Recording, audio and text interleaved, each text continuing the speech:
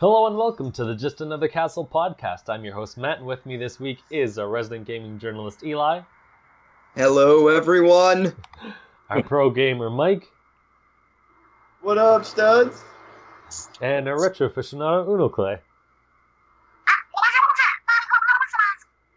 That's all you get this week. Excuse me? Nice. How you guys doing? Yo, are there USB sale for Prime Day? Because I swear this micro USB I have is ass. Alright, that's it. It's like every time I plug in any PlayStation controller, it's like battery's kind of low, you jabroni, and I'm like, jabroni? Did my microwave? Did my air conditioner just call me a jabroni? Like, what the hell? What kind of friend is this? All right, I'm all like, what's the point of having a freaking USB when all of them are just literally non-charging pieces of crap? All right. Like, it doesn't charge, it just keeps it alive. So I have wireless controllers that need to be plugged in. Oh, jeez. That's good. That sounds functional. All right, so let's get on with the podcast. We've been talking too much about Prime Day for people behind the scenes for like half an hour now. Anyway, we'll get on to what we've been playing. I've actually been watching more than I've been playing, so I ended up checking out that Castlevania Netflix show because I thought it'd be pretty cool. And unfortunately, It's only like 4 episodes long. I thought it was going to be like at least 10 since it's a TV show. But it's pretty good. I enjoyed it. It's more of an intro, though, than like an actual narrative sort of thing. Yeah. But I mean, I still thought it was interesting, and it got greenlit like a day or two after for a second season with 8 episodes instead, so that should be cool. Probably won't see that for like another year or so. Matt, real question. How many Castlevanias have you played? None. Okay. I think I played Lords of Shadow, if that was like the first remake or whatever, like a bit of it. Is that the GBA one? I hear the GBA. It was the PS3 one. Yeah. It's like the God of War ripoff. Yeah. I heard about that one. I don't think I played it that much though to like really make an opinion on it. But I've heard you are missing out. The DS and the GBA ones are so good, man. You should play any of those. They're all awesome. Really. Yeah, Symphony of the Night is like the best one. It's hard to say. It's like it's almost tough like to pick a favorite because I think whichever one you play first that's really good, you'll like the best. Like because that's how I feel sort of. It's like you'll just be amazed by how well those games are made. Like that it's like a double trilogy and they're all pretty great. So you should check those out. Did anyone else watch the show? Actually, my younger brother did. He's like, "Hey, I just checked out Castlevania." I was like, "Hey, man, I played one Castlevania game in my life." So I'm like, "Is Simon Belmont in it?" And he's like, "No, I don't know who that is." And I'm like, "It's not real." It's Trevor Belmont, which is the star of Castlevania 3 on NES. So it's totally legit, actually. So. Oh, really? I know nothing but Simon and his white hair. Yeah. No, he like Castlevania 3. I like it a lot. I personally like Castlevania 1, like the original, better, but that's because I grew up playing that one. 3 is arguably the better game, and it's really loyal to the original. So that's what makes the show really interesting because they're being a little daring and like going. The Castlevania 3 is a prequel. It goes back in time before 1, so they're starting further back in the timeline for like the canon of the series or whatever. That's pretty cool. Yeah. Yeah, that's like so it's like Simon Belmont is a descendant of the character you're seeing in the show. I don't know a ton about it. I just know that's kind of the story. I know it's hard to take this place. Sorry for clicking clacking. Got a young email, so yeah. Oh yeah. I have actually news of life, but I'll wait till my turn. Keep going, Matt. About your plebeian way. Did you find the show to be shockingly adult? Because that was my first reaction. Did you watch it? I watched that one episode. I didn't watch past so far. I don't know if it would be shocking. I mean, like it makes sense for the kind of series it's going for. It's like this gothic horror thing. Yeah. I mean, I don't want to spoil anything. I'm really anti-spoiler for people who are going to watch it, but without saying too much, the graphic language and like in the very first episode, there's some really like off-color commentary from those guys in the bar, Matt, if you know what I'm talking about. Oh yeah, yeah. That was literally weird. I completed. half couldn't hear, Yeah. or I couldn't hear some of what they were saying, but I got like the gist of it. I'm like, Yeah. this is really weird. Yeah. There's some really off-color commentary that like I'm not used to seeing really adult anime type stuff, but it's definitely not for kids, like in any sense. Like this is made for medium young adult to adult or gamers like Castlevania games like that are 15. Like, it's I was a little surprised because I was like ready to turn it off. Like I had my finger literally on the like turn off button on my gamepad. Like when I'm watching, like I know I'm gonna hate this. It's gonna be childish. It's gonna be like, oh no, Dracula's coming, you know. And then it was like way more dark than I was expecting. So That's because you don't like anime and you're an old man. You think all anime is like the same. No, I just want them to be hardcore, like stuff like Ghost in the Shell or Akira. I want it to be like. All right, I know what kind of guy you are. That's all I need to know. I don't want to see like little rainbow hearts and nonsense. You don't want to see magical girls. Yeah, I don't. Yeah, well, I mean, depends, but not really. Yeah, you're Trust an old me. man.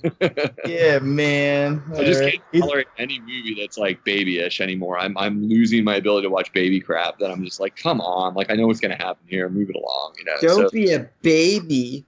Don't be a baby, man. I liked it a lot, man. I only watch big boy shows.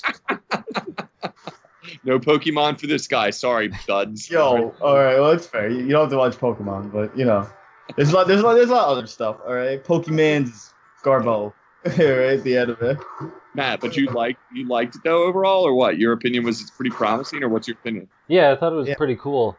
I liked it. Yeah. There just wasn't enough of it, and it felt like because it's only 4 episodes, like it's limited where this can actually go. Yeah. So yeah, it felt like I just watched it in one. Like I went to go watch it one night. I'm like, okay, I'll watch an episode, and then go to bed because it's too late. And then it's like, oh, it's only there's 4 episodes and it's 2 hours long. I'm like, well, I guess I'm watching it tomorrow because I'd rather just something so short like that. Like I'd rather just watch it in one sitting. Yeah, So. I just turned it on last night thinking I wouldn't like it, so I only had like 20 minutes, and I watched one of them, and I was surprised by how short it felt. And I thought this feels like a movie that was split into 4 parts just so they could call it a series or whatever, you know, like for now, you know. But it's not like I care. I don't know. It'll be fine. I'll watch it in 20-minute bursts, and it'll be cool. Yeah.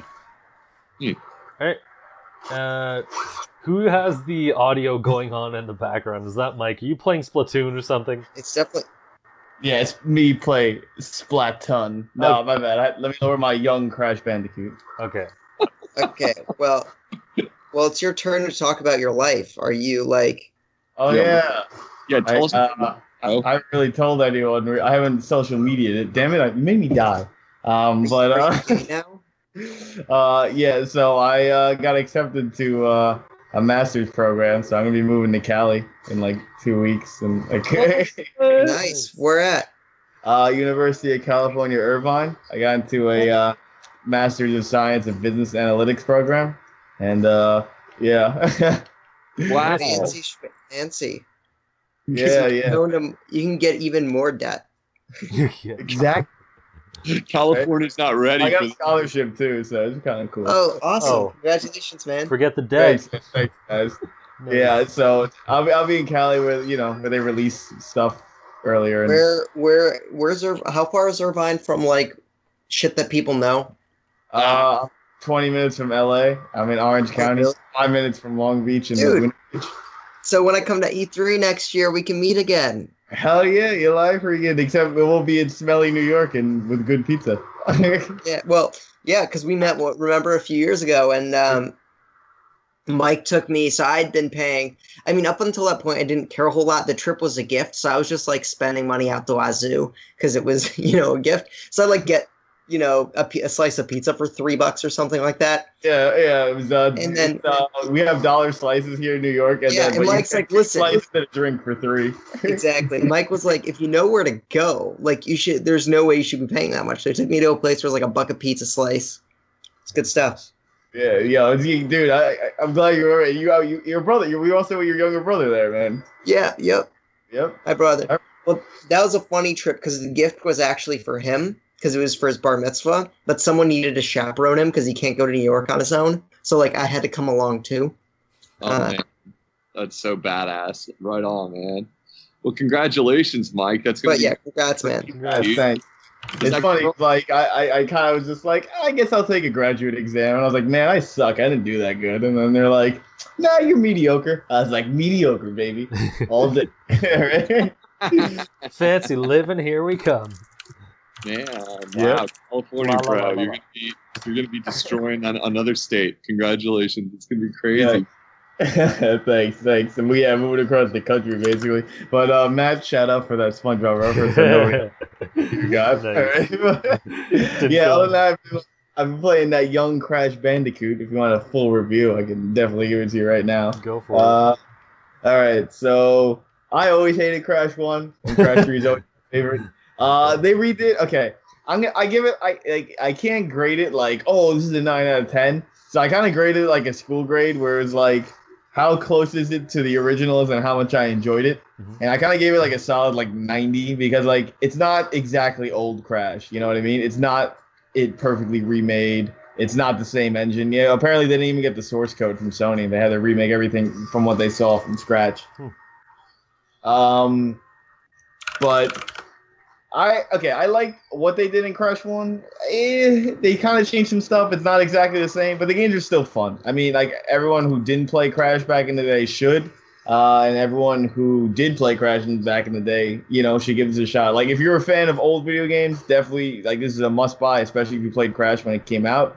If you're a fan of, like, just Sony, I think you should support Crash, like, in itself, because it's like, you know what? Like, this thing was its mascot. Like, a lot of people are, like, there's a lot of new age gamers, so, like, I don't think people even really know about Crash, or they just kind of heard about it. But, like, Crash, like, dude, like Crash would like team up with Spyro, and that was like a big part. Like, even though I love Mario, I was always like, yo, I had a few Crash action figures, so it was like, like he was really cool. Like, I have a Banjo plushie doll, and it's just like it was nice to see him kind of get remade. Like, everything is kind of on point. Like, all the levels, everything's exactly as where it was, which is really impressive.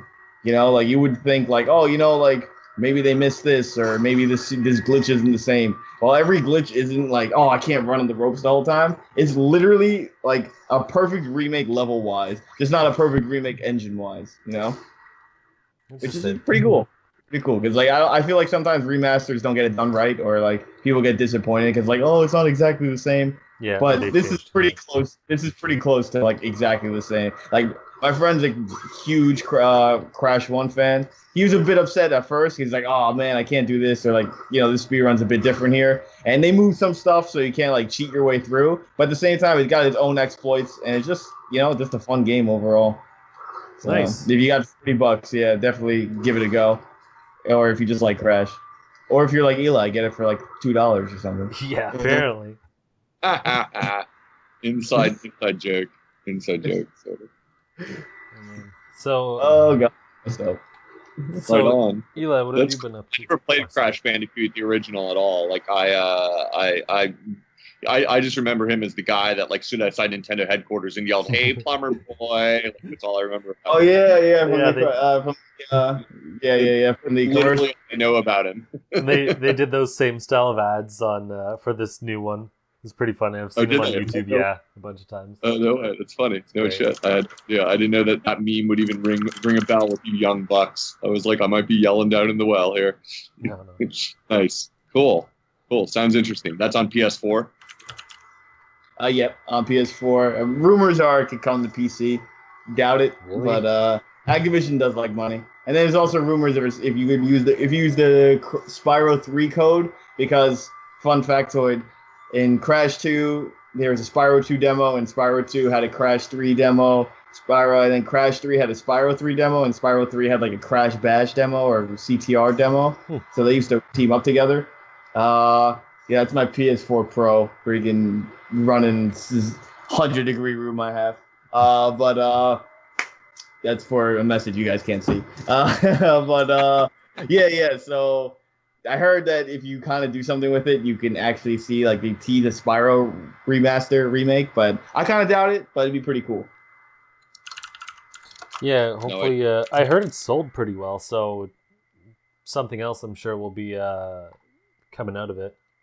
I imagine. I can't see us needing a Spyro remake. Were those games actually any good? I thought Spyro games were kind of bad. I like them. I mean, Spyro 1's super short. Spyro 2, not my favorite. I love Spyro 3. That game is a great 3D platform. It's got like a lot of like, it's got so much to do in that game. And they're kind of cheesy. I mean, my boy Tom Kenny is Spyro. That makes him cool. It's SpongeBob play. I mean, the first one I can see is bad because like the camera is really weird. Like, you use the D-pad to control the camera in the first game, but once again, there was no DualShock. But Spyro 2 and 3 came, they got way better as it is. I don't know. I've never not hated Spyro. Like I re-downloaded them on my PSP. You know, so I replayed them like I replayed Crash. I mean, it's up there. Like I like Jak and Daxter 1, which apparently is also getting another re-release of HD on the PS4. Like if you pre-order like the DLC for Uncharted 4, they'll give it to you. But yeah, so it's like I don't know. I'm all for it. I'd buy it. I mean, I love those games. So, and once again, they're not very long games. I'd say Spyro 3 is probably the longest one because it's a huge world. It's like it's more akin to Super Mario 64. Like you can go for different missions all the time in different worlds. There's a hub world, you know. Spyro 1 has a hub world. Like I said, it's a super short game. I think it's like 5 levels, 6 levels, Spyro 1. So I never played them. I just heard like sometimes people kind of joking about them like kids games, but I've never played them. I can't really say anything. So that's interesting. Cool. So we'll move on to Eli. What have you been doing besides checking out deals on Amazon? So I got a little game called Splatoon 2. Oh yeah, I forgot. Reviewer guy. Yeah, no, and that game actually comes out this month. Unfortunately, the servers aren't live yet for the reviewers, so I can't talk about online. I really can only talk about single player so far. And I'm only 2 worlds in, so I've played for, I don't know, like an hour and a half, 2 hours maybe, in total. And yeah, I think it's I mean, the campaign's not why we're playing Splatoon. I think it's about probably as good as the first one's game is in terms of the campaign.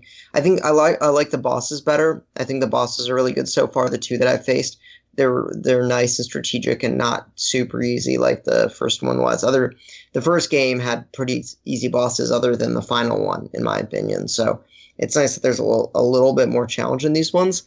My one complaint so far is that in some levels it forces you to use one weapon or the other the first time you play through it. And like I get what they're trying to do. They're trying to get me diversified and using different stuff, but man, the sniper or whatever, I forgot what it's called. The Charger is such a pain in the ass weapon. I hate it so much. Like, I cannot even describe to you. So the idea that I'm forced to use that sometimes in levels really annoys me, and I'm sure other weapons annoy people. Like, I'm not a huge fan of the roller, but like I have to use it sometimes. I'm not hugely happy about that.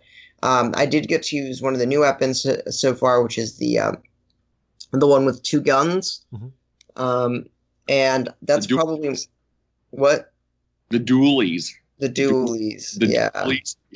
The dualies. I really like the dualies actually. The shooting rate on them is substantially higher than any of the other games in the single player so far. Unfortunately, I don't have access to like the Splatter Shot, which has or Splatter Shot Junior. I forgot what I used in the Splatoon, the original, which had a pretty quick fire rate. And that was my primary weapon. But in this one, they start you off with this really crappy gun. And unfortunately, because online isn't active yet, I don't have it. Like, I can't level up, and you can't use the weapon shop until you're level 2. So I'm kind of stuck with this really shitty main splatter. So that's why right now, anyway, I definitely prefer the dually because the fire rate's so much quicker. And plus that dodge roll thing going on, which changes the game completely. Being able to roll dodge like that. Yeah, though I haven't really used it a ton. I've still been like running around and stuff. But yeah. Yeah, I think that's it. I think that's a game changer. That's like making that's like adding a Smash Brothers mechanic almost to it, like where you're like able to dodge on the fly like that and like really bait people into like firing a gun off situation and then like roll out of it and stuff. So that's why I think that's one of the weapons they're featuring, because I think they know that could almost be really, really change the fundamental like mind game you play with people when you're like having a like face off in the game. So that's neat. That's cool. Yeah, I mean, I'm excited for online because you know, I'm one of the few shooters I'm really good at. Like when I played the original, I was pretty good at it. I didn't do a ton of ranked play, but like when I did, I was usually at the top of the leaderboard and stuff like that. So, and during the test fires, I was you know, so I like games that I'm good at, I guess too, because I generally suck at shooters. So I'm pretty excited to try that out. We should remind people at this point that isn't it this Saturday? You have to download. If you're listening to this, the coming up Saturday, like July 15th, is it 15th or something like that? 16th. It's the I don't remember. Yeah, it's the first Splatfest. The Splatfest is coming up this Saturday, and I'm definitely Team Ice Cream. Do you have to download it ahead of time? Right, you go to the eShop and download some kind of beta. Yeah, I guess you can download it now. So there's your PSA, everyone. Get it downloaded ahead of time because you don't want to like log in that day and then the servers be overloaded and be waiting on it longer or something like that. Get it installed if you're going to play this Saturday.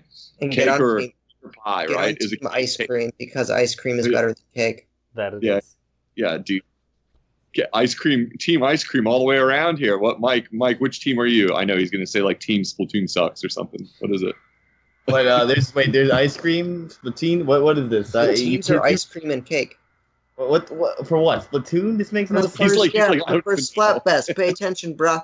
Oh wait, what am I? Wait, so it's pigs or ice cream? That's my choice. I say pigs. What was the option? Pudding, ice cream? Cake or ice cream? I don't know. Both are. I don't know. There's no milkshake, so neither, man. Ice cream is close enough to milkshake. Yeah, I guess. Ice cream is like a milkshake. I like to be thirsty, man. Like, I can't just have ice cream. God, I love this. I can do a Mike impression where we're talking about the Splatfest for like a minute, and we're like, Mike, what do you think? Pops in. Whoa. What's going on, guys? What's Splatfest? What am I? Some guy wearing like a leather coat, like, hey, whoa, what are you guys doing? What are you guys doing over here, right? Well, ice cream is clearly not a milkshake. So let's think this through for a second, though. Like, is there any advantage potentially to being on the team, like joining the team that has way less members in a Splatfest, like mathematically? Yeah, you can be higher on the leaderboard. Like, I was the best guy in Team Cake, all right? Right. But there was 4 people on it. Going off of the first game, like the team with more players is probably most likely going to win because there's, I guess. No, I mean, win rate, they changed the formula though. Win rate was definitely the most deterministic thing, and I think they said that they figured out in the direct. They said they figured out a way to where you can face your own teammates. Like I think they probably they said changed. You can play Splatfest with your friends rather than just randoms. Oh, as team. No, yeah, you can join teams with your friends, right? So that that wouldn't change anything about the like.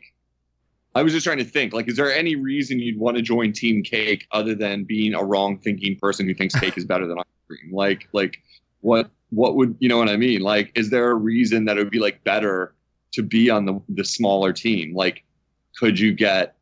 I bet you get more matches. I bet if there's a substantial difference, okay, imagine if like there's Team Cake has like 20 members and Team Ice Cream has like 10,000. Everyone's gonna be waiting on the people for Team Cake to join a match. So you might get matched faster. Yeah, although they'll match 2 of the same against each other too. I think the big advantage is that like if you're good, your good playing is gonna have a larger advantage on the win rate. Because like if you have a smaller team, that means you're gonna be facing the other side less. Like in terms of, I got you, a less dense sample of people like on the other side. So exactly. So they're going to be cycling out, and you're not going to be. Right. So you've got a better player concentration. I'm swapping. I'm Team Cake, baby. I want to get on Team Cake on the ground floor right here. Yeah. Well, you have but what if Team Cake has worse players? Maybe that's just a bunch of like 8-year-olds. That's true. Yeah, we need like data on like. No. What we have to do is we have to go and figure out whether the Japanese guys Yeah. cake or ice Oh, cream it's better. too late. I The already chose Japanese ice cream. players were always the best. Oh, it's so true. It's so true. I have a feeling they're going to go team ice cream. Oh, wait, I don't you know They're- what? I don't know if that's the case because with Splatoon and the Splatfest back there, each region had their own Splatfest. Oh yeah. So Japan would they have something different than North America Yeah. and Europe. It is different for this one. I saw it, and I forget what it is, but they're not ice cream versus cake. There's some other. Right. Some other teammates. So it doesn't even matter for us. Yeah, Is we it? can't Is it? write off the success of the Japanese apparently. Yeah. Oh yeah. Like, wait, are Splatfests region locked? Like, I don't remember. No, Yeah, they have it they by were. region. Okay, so we're only going to be fighting Americans, which is probably good for us. Like, as we all know. Wait, why would it be region locked now? It's freaking. Well, it already is. EU It's is just- region locked. That makes sense. Yeah, no, but they have different Splatfests, so based off the version, because you still have a North American version of the game. And I think it's it was just for like advertising purposes too, because I think in Japan like they actually advertised some things, whereas like Yeah, I don't know they're if just called- I know SpongeBob and Patrick. I don't know if that also was for Japanese or if that was just for like American players. So I think like that also affects it too. Like yeah. Japan Well, they have would have been specific. like Japanese Yeah. specific food or something that. Yeah, they wouldn't had really like be where relevant. it was like different flavors of Japanese ramen, which like yeah, I would- remember that. Yeah. I think when I say region locked, I mean they're also doing it based on where you're connecting. Oh, I don't think they'd have the capability to do that. I mean, they probably would, but I don't. They could, but I don't think they would. I mean, in the original, we fought Japanese players too, so it's just the Splatfests that are region specific, they're- and they that's don't- just they don't- like a stylistic choice. Yeah, they're not gonna like let you trick them and be like, yeah, I'm playing on the Japanese Splatfest. Doesn't matter. They're gonna be like, your internet is clearly in America, so that's it. You're playing the American Splatfest. So anyhow, yeah, weird, cool. But Splatfest is Saturday, so Yep. There's your deal. Are you guys gonna try and join? I will if I'm not working. I'm not sure if I am. I forgot to check. Okay. Depends It's on my- the time. it's It's my- in the afternoon. it's- So. Yeah, it's my block party that day, so it's funny because I'm gonna have to like sneak away like from my neighbors, like and be like, yeah, I gotta go do some important type things in the house right now. Bye. Be like, I'm gonna go play some video games. I See ya. forgot. Is that all day, or is it only between certain hours? It's 3 p.m. Pacific time to 7 p.m. It's for 4 hours. 3 Oh, to wow. 7. So that's 6 So to for 10 us- Eastern. Yeah. 6 to 10 East Coast Yes. Okay. at night. Okay, I gotta write that down. Okay, cool. What day Coolness. Is it the 15th? Oh, sweet. I get off right as it starts. I get off at like 6 o'clock, and it starts Good. then. Perfect time. Yeah, neat. Well, cool. Coolness. Well, Mike had big news. Matt, you talked about Castlevania. Eli talked about Splatoon. Who's left? No one important. No. Oh, I want to cry. I want to Go on. cry. I know. What's Yeah, up? I got Binding of Isaac for Nintendo Switch, and it's pretty cool. It's a game that many of you are familiar with from other releases on other consoles, including Wii U or 3DS. It's pretty cool. It's a twin stick shooter. It's a roguelike, and I think it's pretty good for portable. If you want something like that, it's like a light. I think I was a little underprepared for how slow it is as a twin stick shooter when it starts, because it's not like bullet hell twin stick. It's more like you're in it looks a lot like Zelda. If you haven't seen the game, it looks a lot like Zelda in a way. Like it's like in dungeons from the top down view. That's where probably the comparison stops to looking like Zelda, because it's really gory and disgusting, intentionally disturbing. Like, and you're walking around in mazes, and they're randomly generated like rooms with like items, and like I tend to not always be crazy about the idea of randomly generated stuff these days, because I've seen enough of it now that I know it can go wrong or be boring. But it works pretty well. It's fun. It's really gory. It's pretty hard, partly because of the random nature. Because like sometimes you get some really OP weapons like right out the gate, and then other times you get like really handicapped stuff where like you just might as well die and restart the game, because you're like, I'm not going to get very far. because it didn't deal you a good weapon like in the first dungeon or something like that. You stack weapons, you stack items, and the whole game's appeal is that there are so many weapons and so many items. It's like pages upon pages. If you go into the like wiki area of the game, like that, I've played it probably like 2 hours, probably like 20 restarts, because the game's like an arcade game where you restart, you die, you restart from the beginning, and go start at the top of the dungeon again. You're working your way down through these dungeons, and you start fresh. No more weapons, no more nothing. Like you start clean vanilla again from the top. So each time you're going through, you're getting new weapons, new items, and it's like they rarely repeat. Like I've played like 2 or 3 hours, and it's constantly you're finding new stuff. That's the whole attraction almost, is like how far down in the dungeon can you get, and how many new items can you collect into the wiki. And I haven't beaten it because I think the idea is that you actually can beat the game relatively quickly, and then I'm not sure what happens. I'm suspecting probably some strange stuff happens if you run through the dungeon and start over, but I don't know that yet because I haven't been able to do it yet. But it's fun. It's a good game to have on a Switch as a portable game. I will say that, because I was visiting friends and family for the weekend, and I had it with me, and it's definitely adapted to like a handheld mode type of game. You know, like I like playing it laying on the couch. It doesn't demand the TV screen for like beautiful, huge graphics or anything like that. It looks pretty good on the small screen, and you know, it's pick up and play for 20 minutes. If you suck like me so far and you get killed after like 20, 30 minutes, and start over. And it's addictive in that way that you start over, but you're like, all right, I got pretty far that time. I'll try again, you know, and dive back into the dungeons. So that was mainly what I played this week. I got a date to play some ARMS with 2 friends who picked up ARMS over the recent couple days, nice. But I didn't get a chance to do that yet. So just been kind of messing with other stuff. Cool. So did you guys, any of you guys play Binding of Isaac on any of the other platforms it's been on? No. I don't know. I'm not too into roguelikes. I don't like replaying games. Like, okay. So what is a roguelike? Because I've heard the term tossed around for years, and I haven't. I'll say it. You could have played Rogue Legacy, then shit was free on the Vita PS4. All right, Rogue is like. Here comes Mike with the rant. Yeah, no, it's not a bad genre, but it's okay. I like it, but think of it like a hard version of Mega Man, where if you die, your stats are completely randomized. You know, like.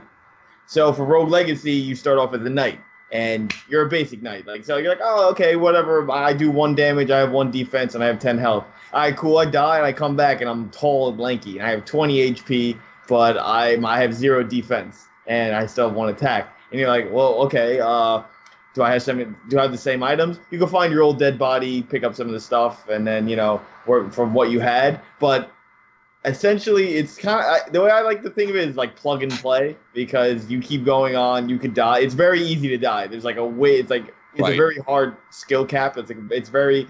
If I put in a graph, it's kind of up and down. You're like, wow, these rooms are also randomly generated. Okay, there's nothing like, hey, I'm going to the right room, and the right room always has 2 chickens in it. Well, I died, and now I go in the right room.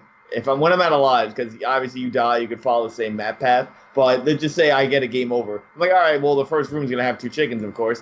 It actually doesn't. Like, you can get completely boned, or you can get super lucky, and it has treasure, or has no enemies, 1 enemy. Not all roguelikes are randomly generated, but I think the main trait is the fact that you restart the game once you die. Yeah, so this is a randomly generated roguelike. That would be correct. Exactly. So is Zombie U a roguelike then? Not at all. Or no, because it doesn't have. I don't remember. I don't think the characters have stats, do they? It's just like. The stats isn't necessary either. I mean, the main thing is that you restart every time you die, and sometimes different elements can be randomized.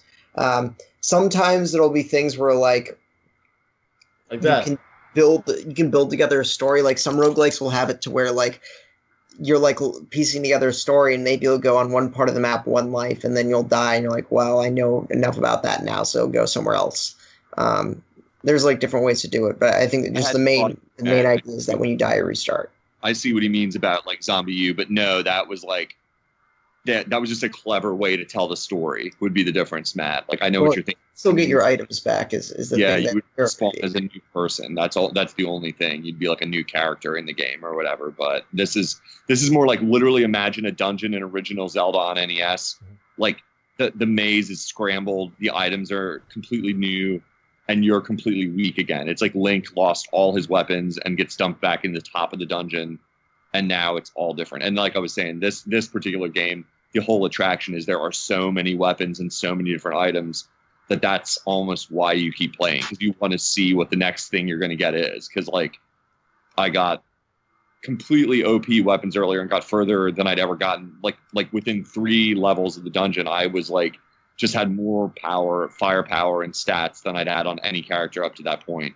But then, you know, I got to a boss who was even more OP than I think I'd seen in the game, and he killed me in one hit. And I was like, wow. And I'm a little bit of a sucker for that. Like I can see why someone would hate it, but I can sense that like it's a little bit of a mixture of luck, but it's also a test of your skill, and it's a balancing act. You have to get lucky a little bit, but it's kind of addictive because of that. Because then all of a sudden you will get lucky, and you're like, "This is awesome."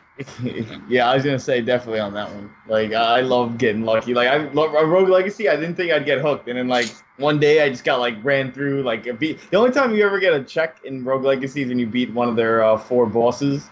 So obviously you don't have to find him again. But it was all like, whoa, I just beat that guy. I'm on a roll right now. You just storm through some levels, and the game is so fun when you're running through people. Like then you kind of get in like a zone, which like I think is way more evident in these roguelike games. And you're just be like, wow, nothing can hit me right now, or like I just understand every enemy right now.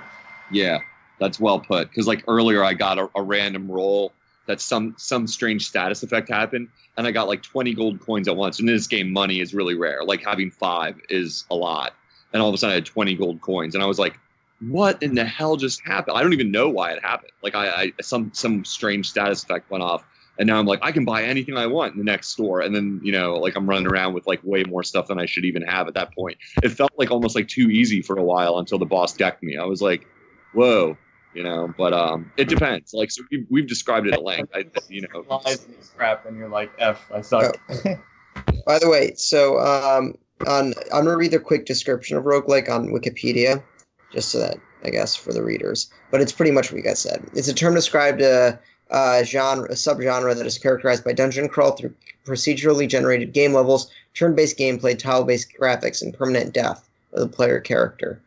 And one of the examples, funny enough, pointed out is Mystery Dungeon. Huh. Roguelike reminded me of like fake Diablo when I first ever played it. Cause I was like, yeah, I remember like when you play Diablo, obviously you play with other people. So watch over my body, make sure no one takes my stuff. You know what I mean? Obviously it doesn't work like that because you're playing solo, but it kind of gave me that vibe. You know what I mean? Gotcha. Yeah. So I'm liking it. So Binding of Isaac, pretty good. It's a little overpriced maybe, but I don't know. I don't know how to evaluate that. I bought it on eBay used for like $22, and that was a really good price for the amount of content I think is in this game.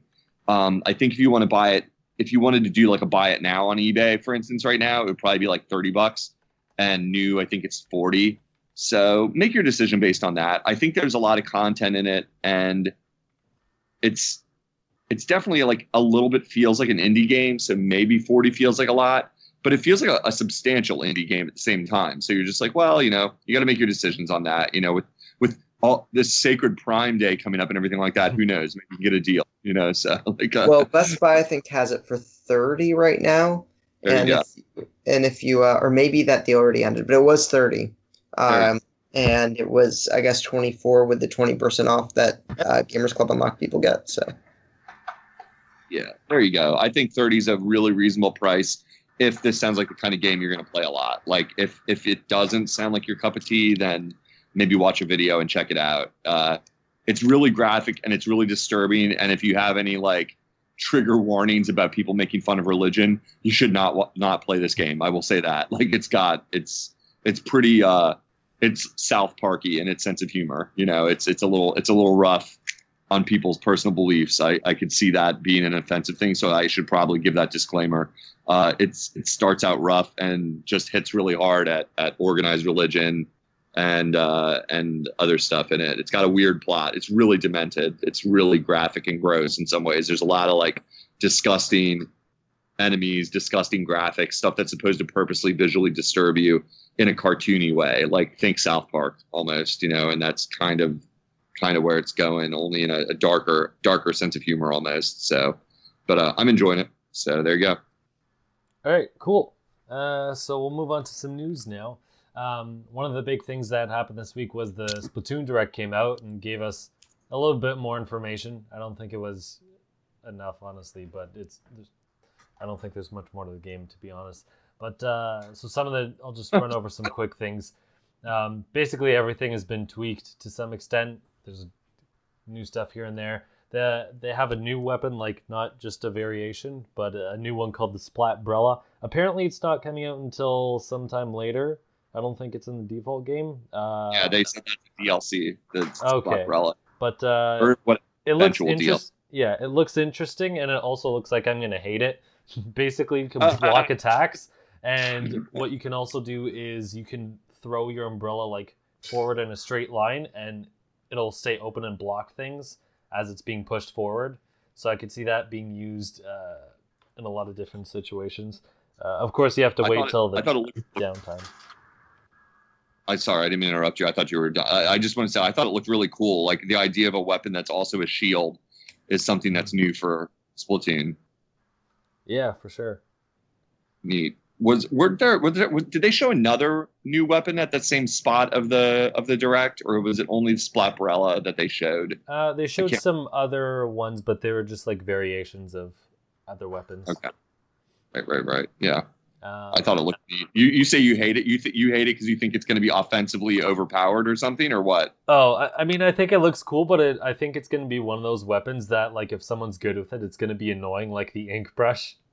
Yeah. Because I could see someone, like, in certain situations, if they want to, like, bum rush into an area, like, let's say splat zones or something, which is, territory control, you could have, like, two of these people with Splatbrellas, like, push forward to defend, and then other people on the side shooting you and whatnot. So it's just one of those weapons where it's like, man, I could easily see this get annoying, but we'll see. Yeah.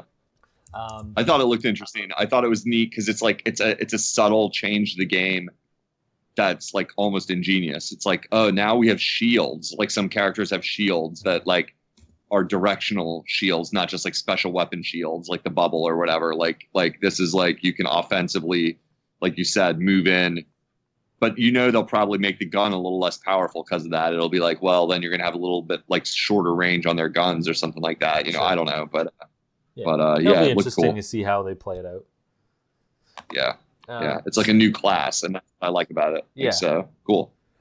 One of the other new things is, so when you had new equipment, you would be randomly assigned an ability, and then I think you could roll for like a third ability. I forget. You could pay coins to like change one of them or something. I really forget how it works. Something with seashells from Splatfest. Anyway, now you can just pay to choose which ability you want if you want to change it. So, that's what it was before. So before, if you wanted an ability change, you would use seashells you would get from Splatfest, and you would just randomly re-roll, and whatever you get is whatever you get. But now you can just specifically choose which gear ability you want. So that'll be interesting. It shows in the trailer like how it breaks down. Some are like cost a lot more than others. One was like 5 and another was like 13. So it's like actually balanced, I guess, based off of the ability. But that'll be nice that you can choose, because it would suck if you got something you thought like looked cool, but it's like, yeah, these stats are kind of stupid and I wouldn't use them. So it'd be nice to do that. The only problem is I don't know, I forget what currency they use this time for it, but I don't know how often you'd be able to change it or how many of this currency you could get, because 13, I'm just going to say shells so I don't sound stupid anymore, but like 13 shells for one of the abilities, it's like, that was like in the original Splatoon, that was a lot. Like you would get 5 maybe from a Splatfest if your team won. So I guess we'll see how much they throw these out, or if you can get them outside of Splatfest, things like that, or if they just have Splatfest more frequently. Irony is that like if I go back into my Splatoon 1 right now, I bet I have a couple seashells still sitting in there, like that I never used because I would like hoard them and like not use them because they are so valuable that you're like, I better save that for when I really need it. And then like I never did. Like they're probably still in my account. Like I should go in there and check that out. Yeah. You can also like buy food to like get more experience points or whatnot. So or for like a limited time, I guess. Or maybe it's just for one battle. I couldn't really tell from the trailer, but that's kind of good because sometimes it could get kind of grindy, I guess. I don't know. It's just nice to have a little bit more input in there. I guess when you get to higher levels, it's going to be hard. So that would help out a list. Yeah, you would need to buy so much to level up when you're at a higher level that it's probably a moot point. It's like only if you're a noob who like sucks really bad. Like, would this make any sense? Like where you're like, oh, I can spend my coinage to like buy food and upgrade my character. It's like you could also play the game for 20 minutes. Well, I mean, it's not like outright buying experience. It's like you'll get double experience points for your next match. So, I mean, you still have to play, obviously, but it'll just make that's the cool. path smoother. There's some other stuff. Whatever they showed the app you're gonna use. It's called the Nintendo Switch Online app. Bit of a mouthful, but it was weird because they just showed images. They didn't show anything like running, and I'm like, this thing comes out on the same day the game comes out, and you're only showing like still images, no running footage. That's a little odd, I think.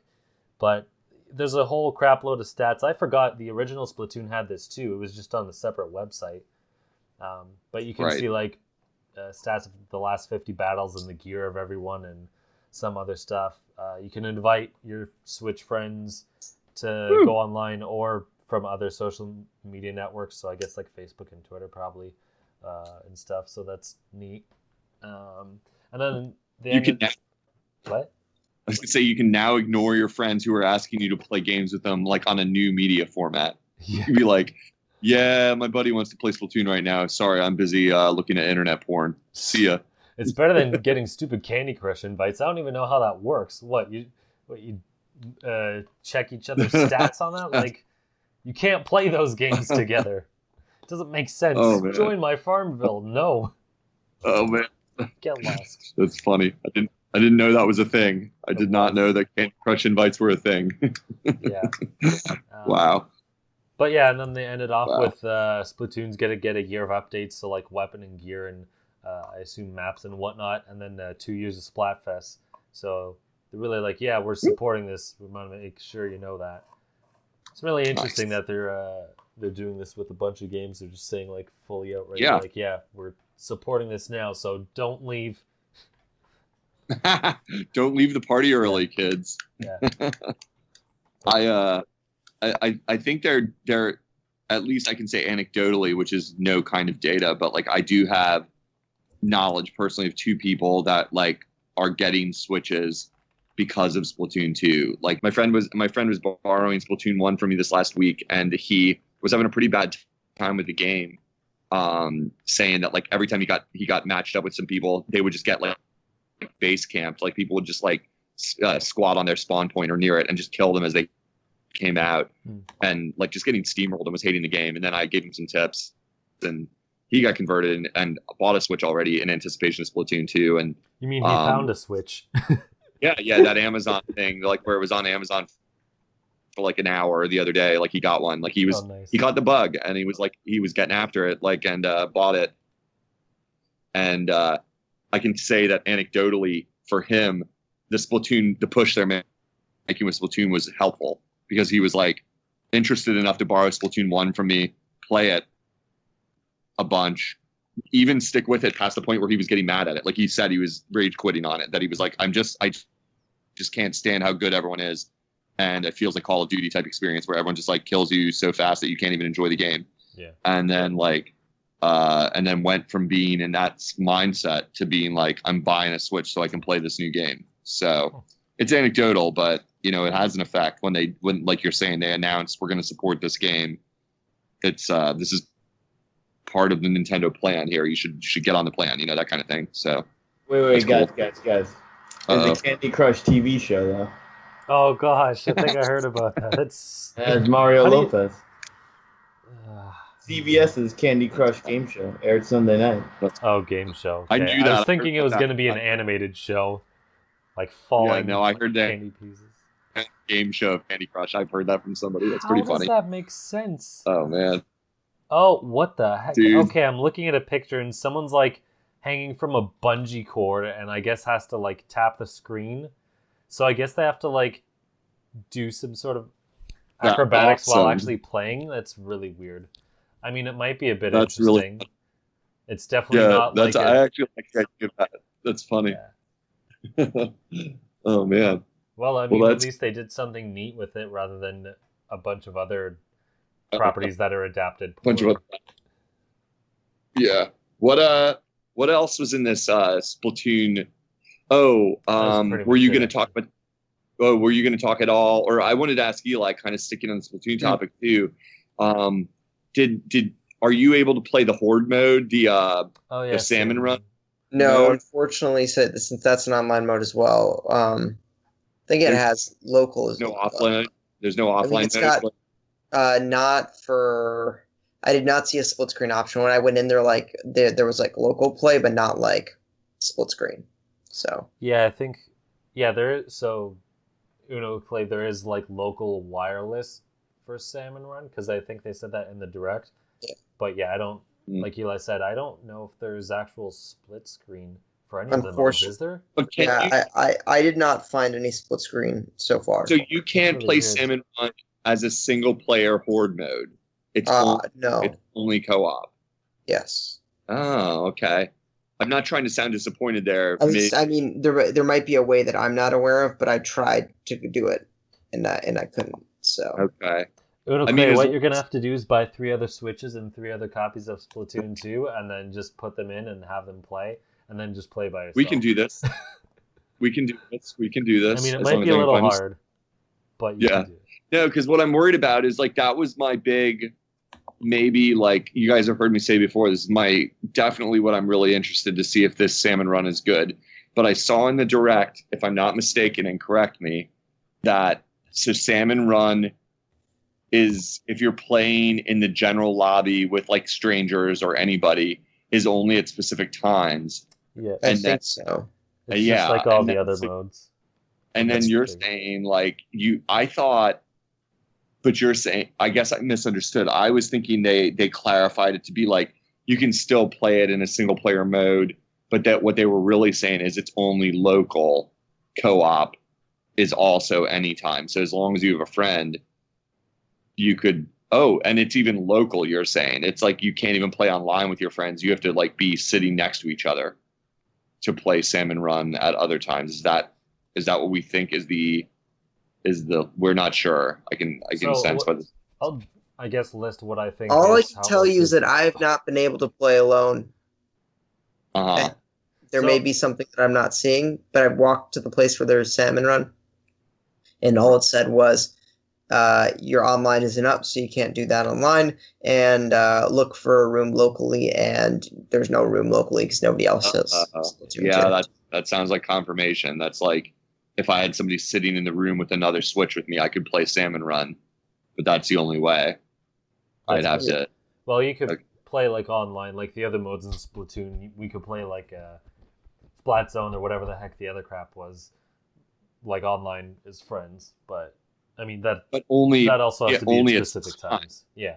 Yeah, only at certain times. Like that's because I'm just wishing for something that it sounds like it's not, basically, because I'm wishing for it to be a completely immersive horde mode experience, just because I get sucked into that and I want to play that all the time more than like other modes, like almost whether with strangers or with friends, and you might hear me end up being the guy who's complaining, where a lot of people were like, that was a big complaint for Splatoon 1 is like, it's a great game. I wish I could play the tower or the golden gun mode. I always forget what it's called. The big laser gun mode. Rainmaker. I remember. Rainmaker, yeah. Like I always call it golden gun in my head. I know. Pretty much is.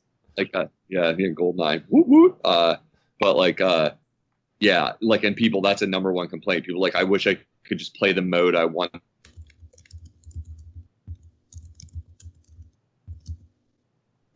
It's bothered me too bad but I could see me making a complaint here, like with this, because this is just what I'm really looking forward to try that out, the arcade style horde mode type thing, but whatever. I'll live that video games, first world problems. One thing I forgot to add, I was complaining before that if you're going to have this convoluted random schedule where I can't do whatever the heck I want with the game I paid for, to give me a schedule of, when these maps came out. And I forget how the original worked. I knew you could see at least like a day or two in advance. I'm not sure if you could see further, but in the direct it showed at least like a month, I think, because there'd be like one week and then another a couple days later and so on.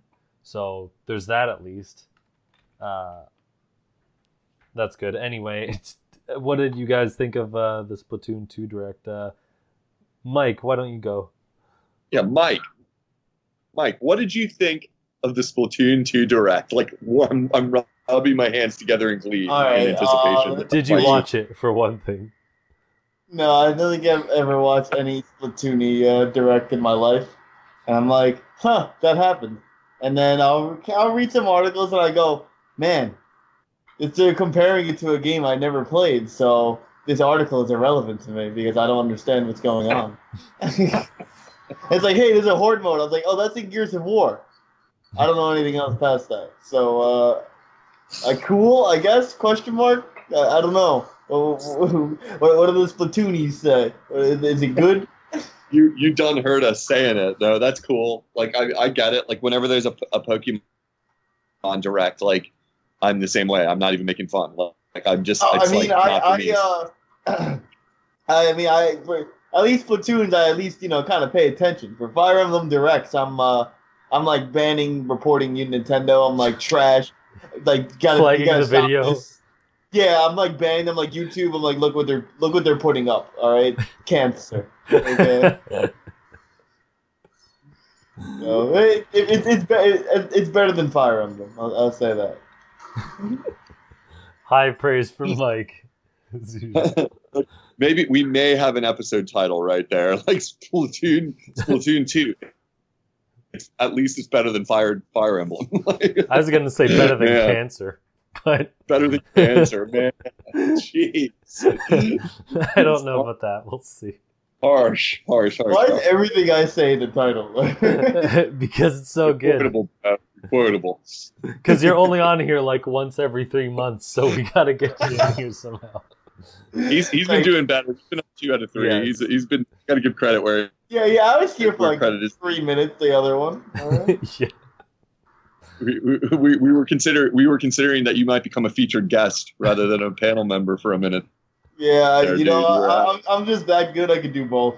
I'm the featured panel member and guest. They're like, "Oh shit, he's back." I'm like, "Yeah," but I never left. You're just listening in the background quietly.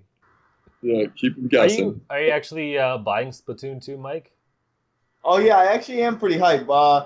All my friends who have Switches are all like, "Yo, we're gonna get Splatoon 2." Like everyone is hyped for it. I'm kind of hyped for it because I can play with a controller rather than and I don't have to gyroscope it.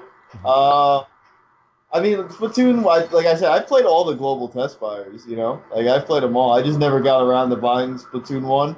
I just didn't like... I'm a gamepad guy, and I was like... I didn't like that game on the gamepad at all.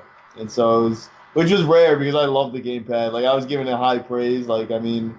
I thought the Pro Controller was ass compared to the gamepad. But for this one, like, I think it's the other way now. Like, I love, like, the Joy-Cons, and I'm like, hey, I don't have to gyroscope this, so this is not terrible. That's so funny because I was explaining that to my good friend, who's the guy I was talking about before that got a Switch just because of Splatoon. After ignoring Splatoon for like a year, or whatever, it's been like 2 years, and only ever tried it once. I think he didn't like the gamepad part of it, which I like, and I like the gyro. I think it makes me better, and I get why someone wouldn't like it. I totally understand it, but I think that was a big thing for him because he right away said, he's like, well, step 1 was me learning to turn off the gyro. And step 2 was like, I don't need to use motion controls. Now I'm way better and I like it better, and it was like, oh, I would have never thought to tell you that. Cause like, it doesn't bother me. I like it. The thing is, motion controls are weird on a gyro because you have a second stick as well. You know what I mean? Like on the 3DS, I didn't mind gyroing on the occasion for fun. because I was like, I didn't have a second stick. But it's just, I don't know. It just kind of seemed unnatural.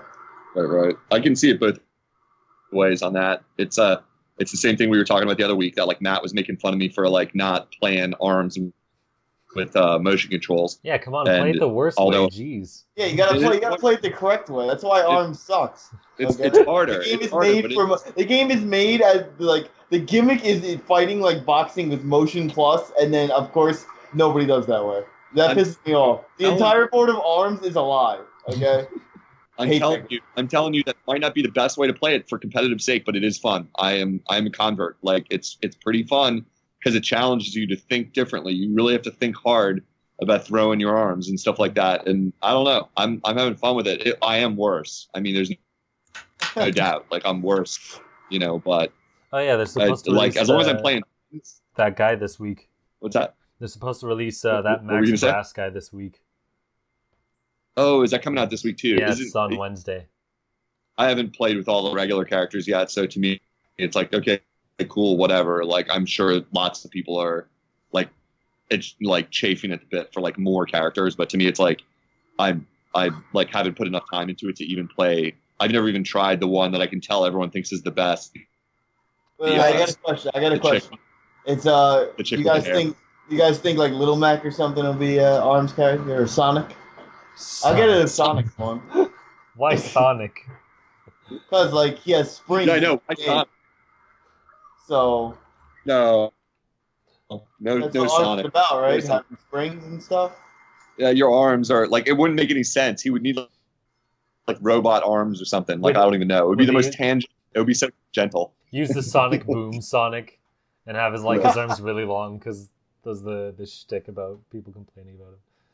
One of my buddies said something on the little Mac tip that you're asking about that he said it feels like a little bit like Punch-Out, a little bit like Street Fighter. And I was like, yeah, that's kind of what a lot of us are saying about it. And I was actually proud that Nintendo didn't try to make this like Punch-Out just to like attach a famous franchise to it and like, be scared of like, doing something original. But then he pointed out, he's like, if they would have made it Punch-Out, they would have had to make it like Punch-Out 1,000 years in the future or something like that. It would have been, he called it Punch-Out 30. People would have been mad at the Punch-Out. Like that's that feeling right. I kind of get. It wouldn't make sense because it's like their arms are literally like robot arms and stuff. It's like, that's why I laughed because I was like, oh, that would have been funny if it was Punch-Out from like 1,000 years from now. That would have actually been pretty funny. That like Little Mac is like a cyborg, from the future or something. But, all right. Sorry to cut in. I gotta head out. So I just want to say, say goodbye to y'all. Review for Splatoon, I think, is like the embargo is like the day before it comes out. So keep an eye out for that. Follow me on Twitter at Paul Salon and read my stuff on Nintendo Enthusiast. Sorry for interrupting, but I gotta head out. No problem. Go, be like, go. See you later. That was the fastest sign off anyone's ever done on this show. He was like, Nintendo Enthusiast, goodbye. Also, word of advice: never search Sonic fan art ever in the history of ever. Because I remember what Mike was saying about Sonic being in arms. Because I did see somewhere on Twitter him having like metal coils for arms and like having the Sonic springs at the end of it. And I was trying to look that up, so all I put was arms Sonic fan art, and it's kind of hard because arms is such like it's an actual term, so it's not going to be specific to a game like, let's say, Deus Ex Humankind Revolution or whatever the heck it is. It's not going to be like super specific, so you're going to get a lot of like general crap. Yeah, and even with safe search on it, of course, it never does anything. Never search Sonic or Pokemon fan art ever. Pokemon actually would maybe Pokemon is a bit better. But just don't. Oh. If you have to search fan art, never search one of any creature. That is so fun. It doesn't end up good. That is so There's funny. There's a Sonic in a banana hammock, and it's very disturbing. And it's on the first like row of images. That sounds like the least disturbing thing you're going to see, even in my mind. I'm like, wow. Oh, I'm sure there's worse, but scroll down. It's still scroll bad. Down. I didn't even have to scroll. It's funny because if you scroll, you see more like normal fan art. So I don't know how that one snuck in. Yeah. Well, yeah, okay, yeah. normal That's what for you like want, one man. scroll. Nice. That's pretty funny. That's Matt's tip of the week. It's pretty funny.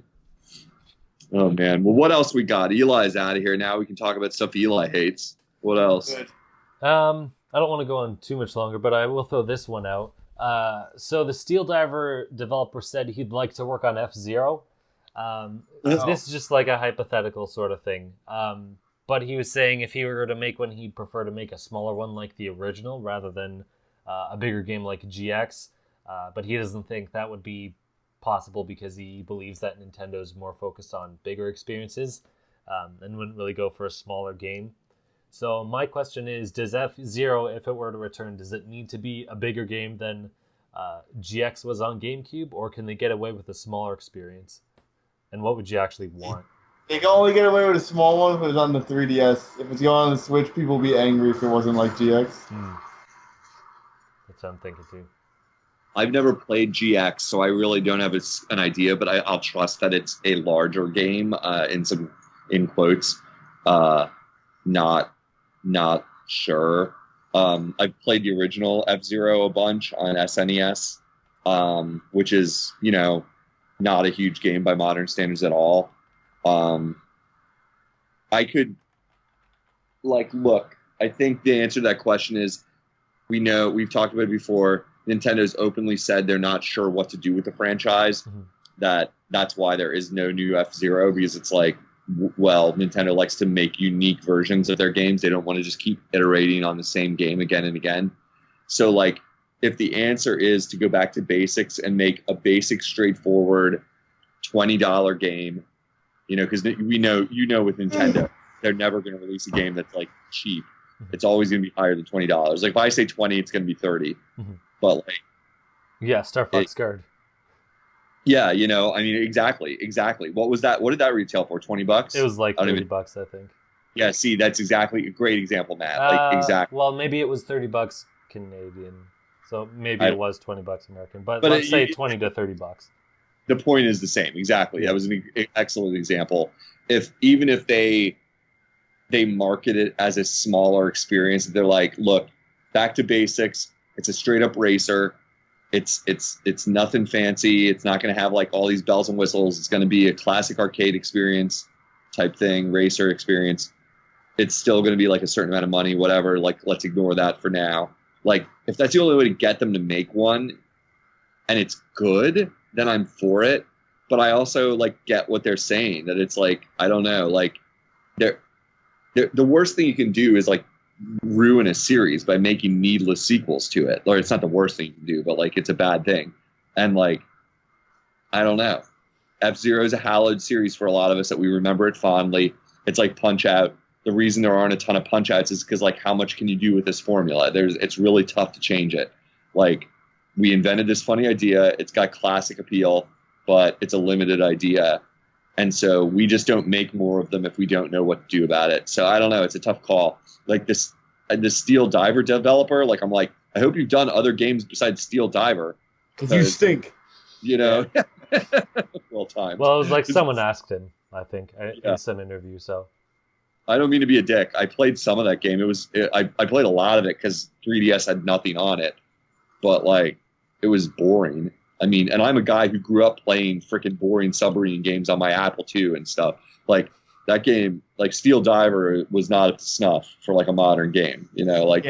Clay thinks Pilot Wings is mediocre. That's how I mean, and Pilot Wings is the worst game. Pilot Wings was pretty fun, man. Come on, but Clay, it's fun if you grew up in Pennsylvania, so snap geographic disses. Yeah, man. I don't need to hear how you guys had trees and sticks. All right, it's cute, but I ain't about shitty ass, stupid, non-existent, no point of playing this game. I don't even need to touch this. You guys play games that have Disney characters crossing over with like Final Fantasy characters and crap. Yeah, that's at least better than me launching a cannon to a mountain and saying 3 times for a stupid medal. All right, trash. Oh my god! I don't even know if you're dissing on original SNES Pilot Wings or like 3DS Pilot Wings, but either one. You're wrong. I'm dissing on N64 Pilot Wings. They're all terrible. Genuinely never played it. Like that's. You're missing out. It's just as bad as every other Pilot. Yeah, I played Pilot Wings on the 3DS.